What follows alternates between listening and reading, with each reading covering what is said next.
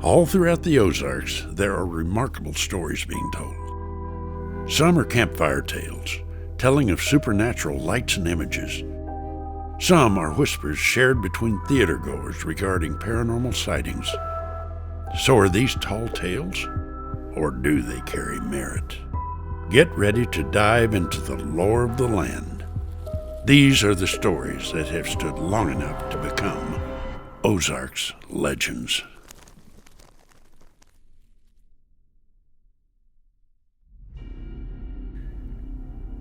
For over a century, the Ozarks have been home to a seemingly harmless, yet no less unnerving phenomenon. This legend is not a person or a place, but a thing that goes by many names here in southwest Missouri. Perhaps the most common name is Spook Light. Whether it is the Joplin Spook Light, Tri-State Spook Light, Hornet Light, or Indian Light, the description remains largely the same. Along a stretch of country road maybe 12 miles southwest of Joplin and due west from the unincorporated community of Hornet, Missouri, the light has been appearing for generations, dating back to the times the Native Americans still made up the large majority of the area's population.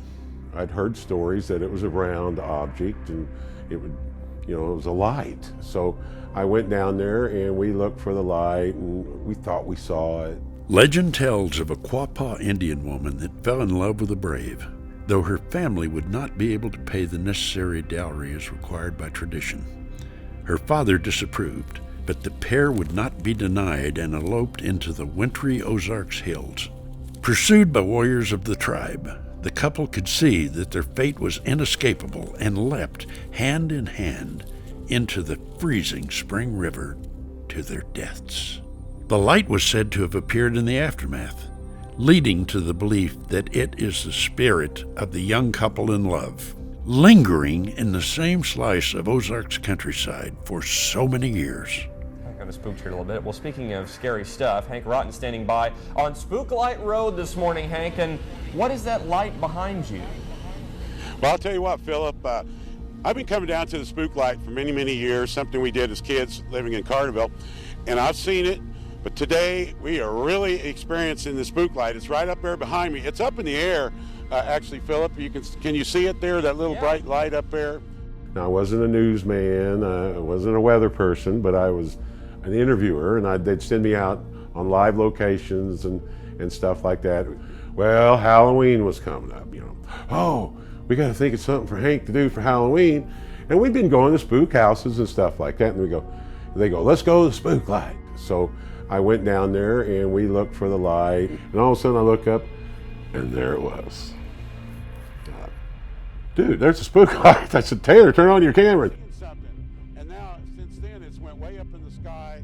It's come to us, it's divided one time. It's been reddish, it's been whitish, it's been spooky is what it's been anyway. So there it is. It's been here for quite a while. To have a history dating back so far, the light being the result of car headlights or the like is nearly impossible. In fact, there is still really no scientific explanation for the spook light.